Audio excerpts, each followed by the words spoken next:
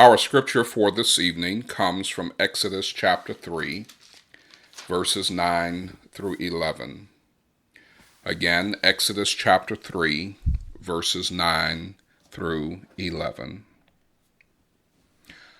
Our theme for this week is overcoming. It is the idea that we all want victory in our lives. We want to soar. We want to achieve. We want to go to the next level in life. Unfortunately, we are often sidetracked, often experiencing things that weigh us down and knock us down and keep us down. For this reason, we will spend time talking about this all-important concept of overcoming. Tonight, we want to talk about overcoming self-doubt and being hindered because of our own self-defeat. While you're turning to Exodus chapter 3, I want you to think of just some random people in history. I use these people because we need to recognize that greatness does not result from people who are born into idealism. Greatness is the result of people who have a determination to rise above otherwise doubtful and defeating realities. Consider, for example, Beethoven. We all know him to have been a musical prodigy.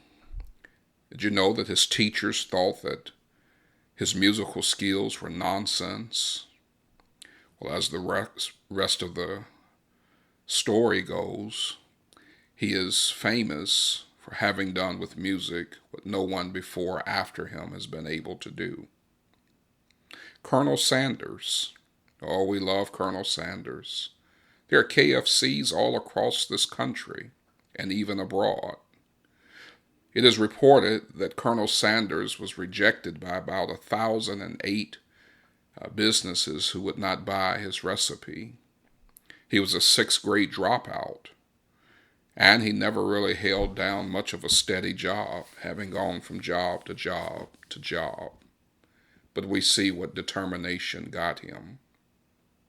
Abraham Lincoln, he lost 8 elections and had 2 failed businesses, and yet became not only the President of the United States, but is considered by some historians as being one of the greatest.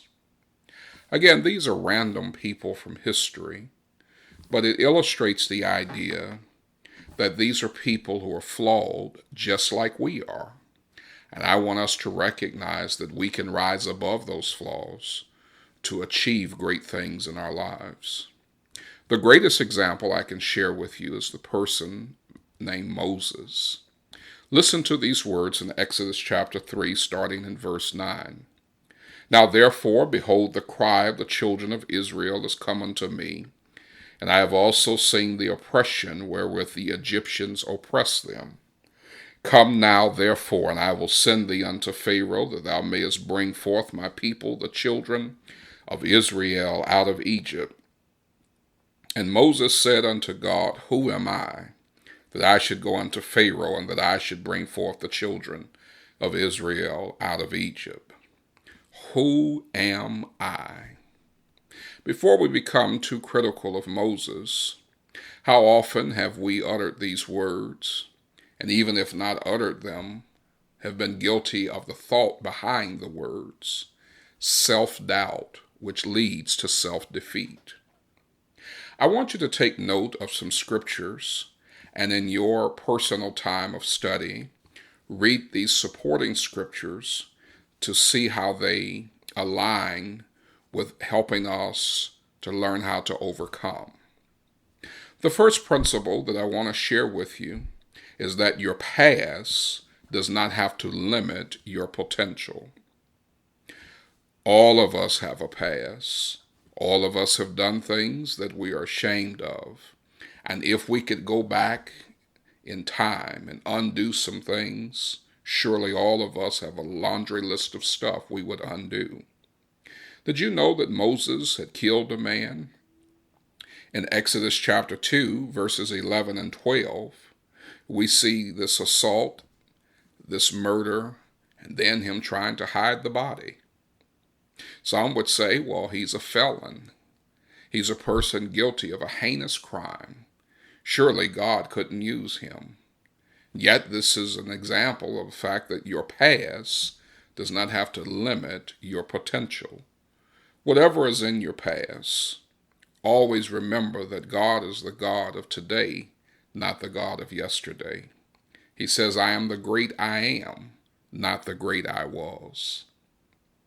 Second principle, your inabilities do not have to keep you from your abilities.